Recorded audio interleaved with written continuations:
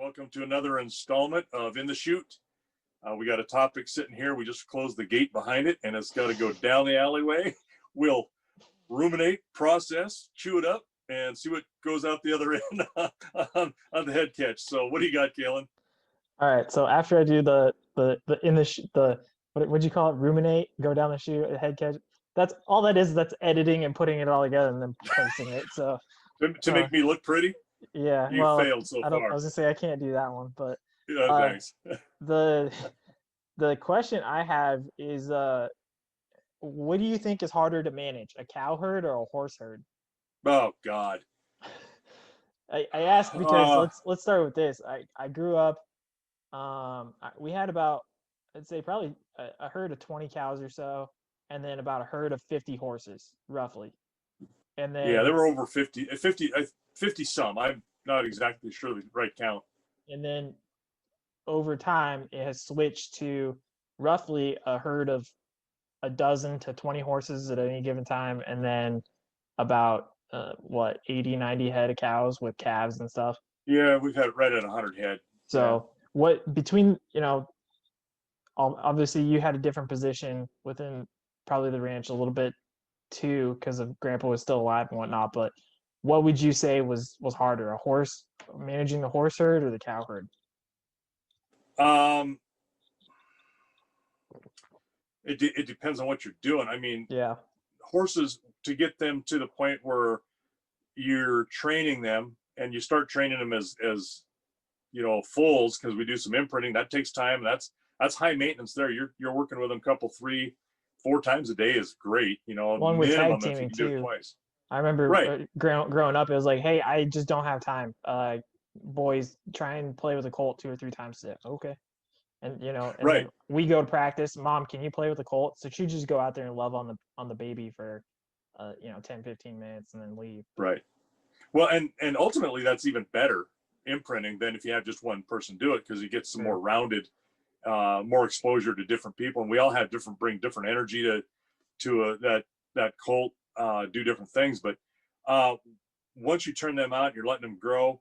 Um, horses are a longer term, because we don't even really start training these horses until they're 3, which means we've bred a mare. She's carried that colt for 11 months, 11 days, somewhere in that gestation. Then you have a foal that you've got to wait till they're 3. So you got 4 years invested into that animal before you start formal training. And then training a horse is not something you just decide to do one day and you're done in a couple of days. It may take you 6 months to finish a horse. You can do some of them in 30-45 days. I've had plenty of those happen too, where you get a really good horse, really lucky, they're really malleable, and that training stays. Then it's like a unicorn. They're great to have that happen. But there's been others that have been 6 months that have eaten my lunch before they're at the same point where that unicorn was at 30-45 days. So that's a longer term management. That herd turns slower, where your cows, you breed a cow, she's got that calf hits the ground, and in 6 months he's gone.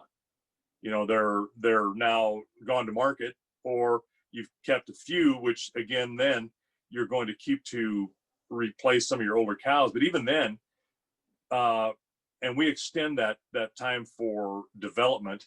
We don't just breed yearling heifers.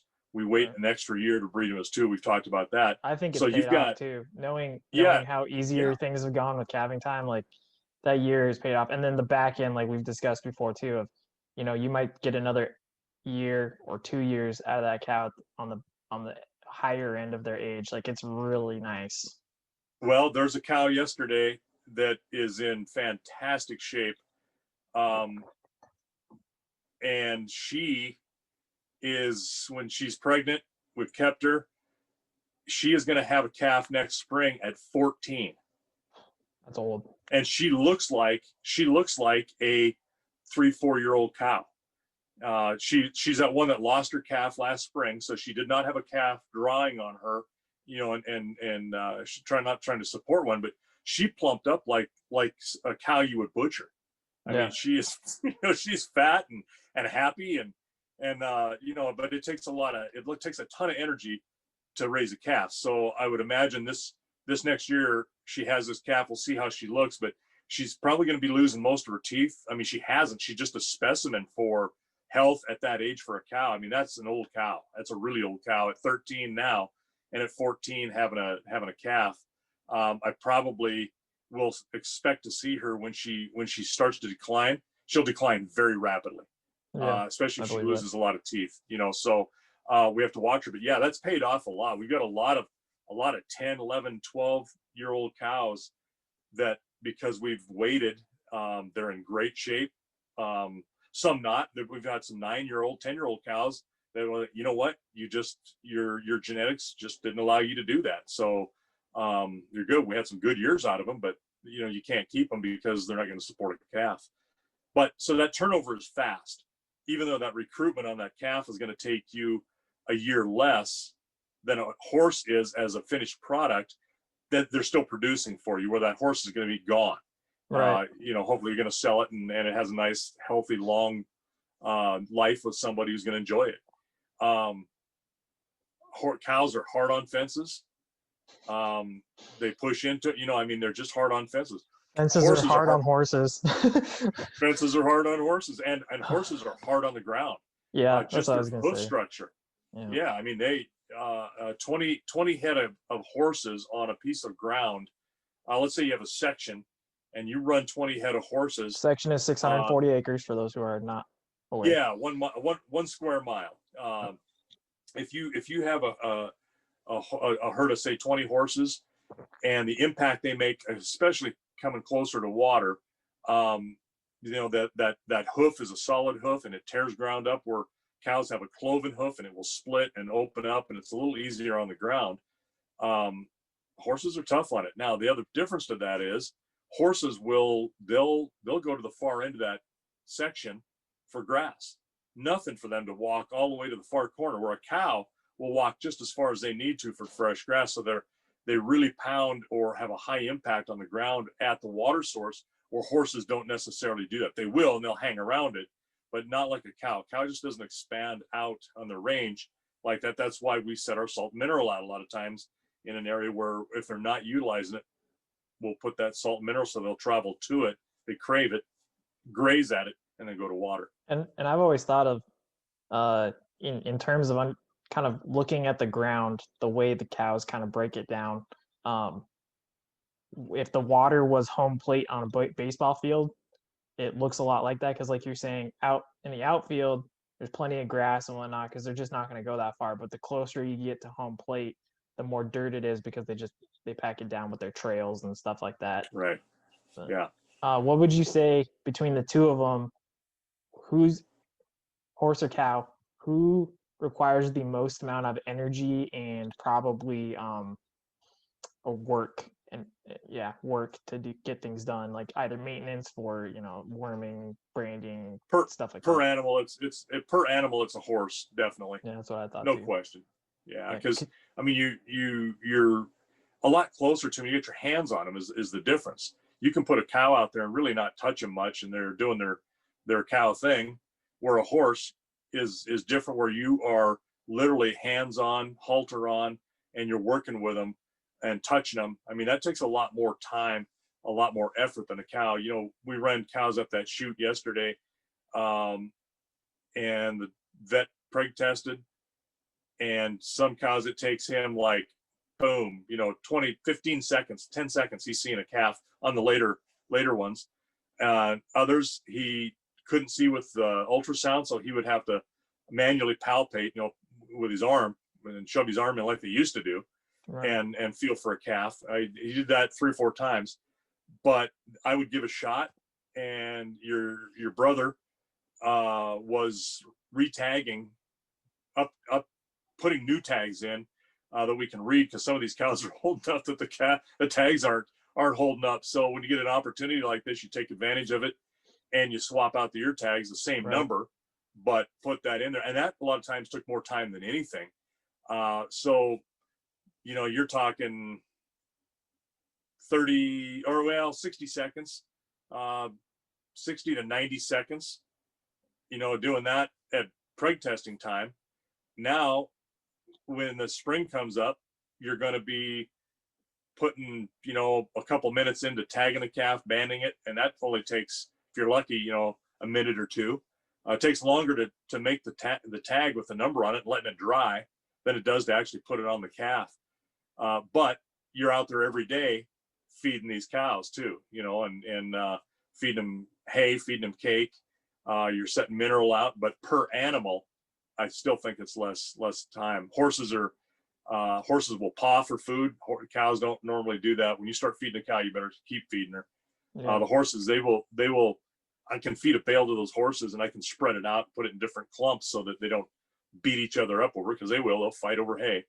But it's not near as much in the wintertime for the horse time-wise, but per animal, again, you're still, I think, less with the cows. And I think the other thing too is we do horse sales too. So the other stuff of, okay, get hands on them, because a lot of times, what are you doing in the first place when you typically grab them? You're vaccinating them and stuff like that. So the thing that they remember when they're babies and they're young horses is, every time I get touched, I'm about to get hurt, or something's about to get stuck in my mouth, the wormer, or something that it's like a small bit of trauma, and you've had all these events together that they just like, no, these are bad people, I don't want to touch them. Right.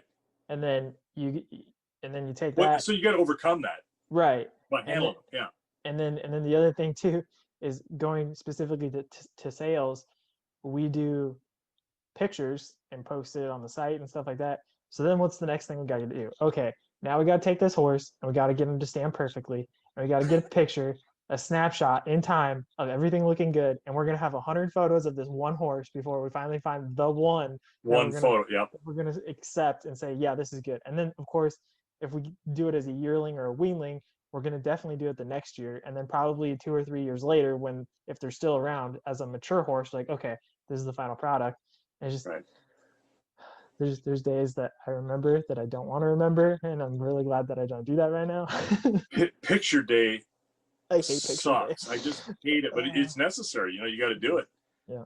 And it's a whole different ball game. You guys were little. I think you were in school. Braden might have been in kindergarten or preschool or something. I was working a horse, and the computers were pretty new. We really didn't have much experience with them. And we had this computer, and so the novelty of it, I'm checking some stuff, and we had a website built. So I'm looking at that, and here comes just happened to be a message. This guy says, "Hey, I was wondering if you had any horses available." And I'm like, yeah. Well, we'd learned how to take a picture with an old. I mean, this was like the 3.5 inch or 3 1/4. I can't remember. The small floppy with the hard case. And he says, boy, I'd like to see a picture of him. Like, well, okay, if you can hang on a minute, I think I can do that. And I'm walking out. I had this camera, and I walked out to the corral, and I'm taking a picture of this horse with video, or I mean, with a computer disc. How do I Yeah, get it? exactly. And so then I bring it in, and I put the computer disc in, and I attach it to an email and send it to him. And as I was walking out there to do that, I stopped, and I went, my grandpas would never believe. Oh yeah. I mean, what has happened, technologically, that I can take a picture of an animal and within minutes send it to somebody clear across the state or the country or the world. Yeah. And you're like, I mean, it was just like, it made me stop and just like go, wow. And the guy was really interested in the horse. It was great. And we talked a little bit, and then he texted me back, and this is all through emails. He texted me back once, one of the last times. He goes, "Hey, do you know such and such, this person?" And I said, "Yeah, I do. So I actually trained some horses for him." And he said, "Yeah, they've got this one named such and such. Do you know that horse?" I go, "Yeah, I trained that horse." He goes, "That's what they said." He said, "I'm going to go ride that horse." And I said, "Well, he's a good horse. I mean, yeah." And he says, "So why would I buy a horse from you that you're trained when I can buy this one and it's closer?" And I went, "I don't know. Why would you?" And he goes, "Okay, well, I'll let you know." Well, he bought the horse. It's like, dang it, my own training just foiled my horse sale for us. Hey, it happens. But you know what? In a way, that's a compliment. Right.